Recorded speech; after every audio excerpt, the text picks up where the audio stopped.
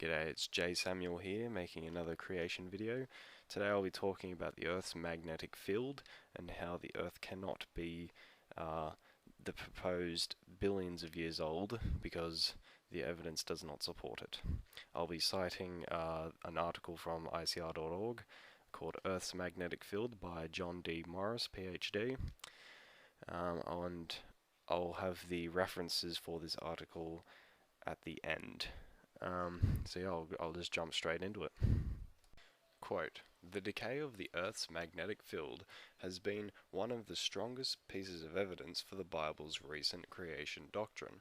This concept, developed originally by Dr. Thomas Barnes in 1971, was updated and revised by Dr. Russell Humphreys in 1983. Here are the details. Earth is surrounded by a powerful magnetic field generated by a well-understood and well-documented electric currents in its metallic core. Incoming solar and stellar radiation continually bombards Earth and does great damage to life, causing harmful mutations and likely contributing to the aging and death of living things. Indeed, if these rays were not impeded and filtered by the Earth's magnetic field, life here would be impossible. The strength of the magnetic field has rapidly been continually measured since 1835. From these measurements, we can see that the Earth's magnetic strength has declined about 7% since then, giving a half-life of about 1,400 years. This means that in 1,400 years it would be one half-life as strong as 2,800 years. It will be one-fourth as strong, and so on, so on. There will be a time not many thousands of years distance when the field will be too small to perform as a viable shield for Earth. Calculating back into the past, the present measurements indicate that every 1,400 years, the field keeps doubling in its strength. And it continues to double every 1,400 years until about 10,000 years ago it would have been too strong, so that the planet would have disintegrated its metallic core. The inescapable conclusion we can draw is that the Earth must be fewer than 10,000 years old. Compare this clock with others used to estimate the Earth's age. This method utilizes a long period of measurements amounting to over 1/10 of a half-life, whereas radioisotope decay has been accurately measured for only about 100 years, while its half-lives are typically measured in billions.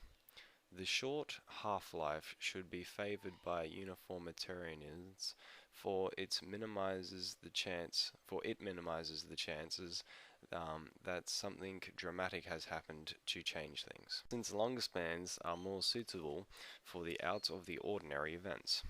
Magnetic field decay also involves a whole Earth measurement, and, on this large scale, it cannot be easily altered or contaminated, as could any rock selected for radioisotope dating.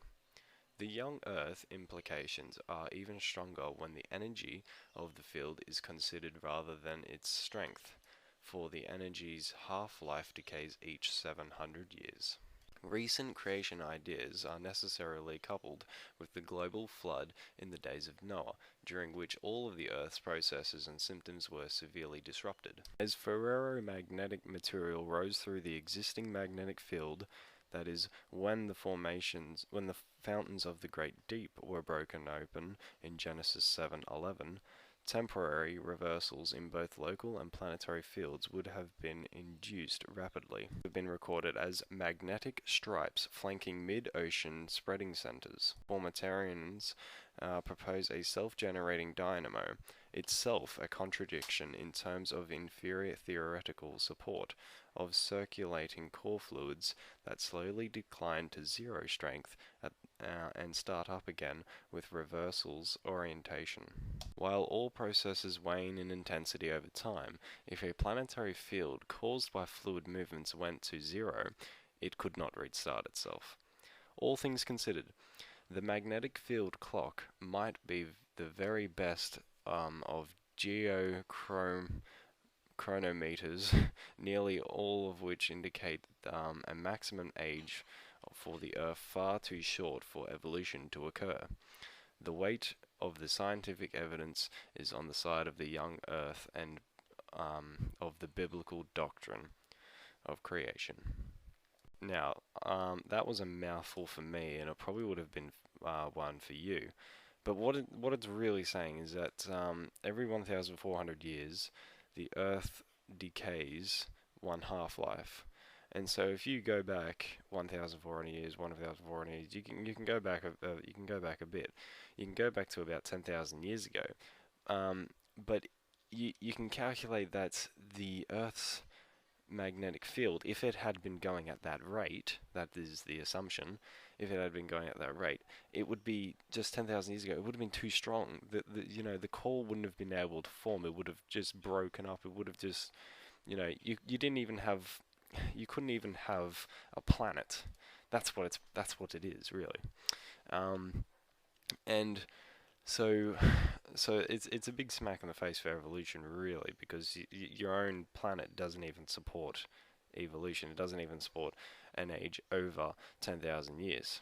Now, obviously, I'll be coming to all the other pieces of evidence that evolution uses, and I'll be using other pieces of evidence from creation. And the second part of that article was really how the reversals.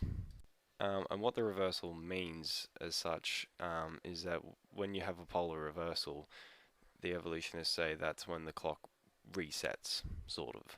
So, sure, we're right, every 10,000 years, the Earth 10,000 years ago, the Earth would have had way too much electromagnetic waves for a suitable planet to be formed.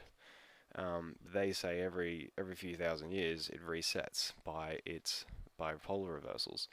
But that doesn't happen. Like that's ludicrous. Like that can't actually happen. Or it could. Polar reversals do happen, but they don't reset the clock because you got an entire planet moving. Because all the magma inside the Earth and the liquid metallic core is all moving, and you cannot stop that and make it speed up again. There is no way you can do that. Like you're talking about moving, Pacific Ocean here of metal, and you're trying to and it's slowing down, and you're trying to move that amount of water to a really fast speed. It cannot be done by humans. It cannot be done by planets. It can't happen. You would need massive amounts of energy to do that, and you can't.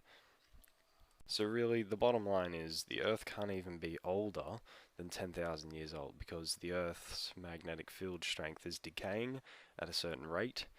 And if you're one of those people who believes in radioisotope dating, then this should strongly indicate to you that either your assumption that the rates have always been the same are wrong, and that way all your pieces of evidence for evolution have been thrown out, or the Earth is only 10,000 years old, at which all your pieces of evidence for evolution are thrown out. So either way, evolution cannot fit with the evidence here. Well, that's all for now. I'll be making a lot more videos, and I'll just keep posting them. So yeah, please subscribe. God bless you, and Jesus be with you.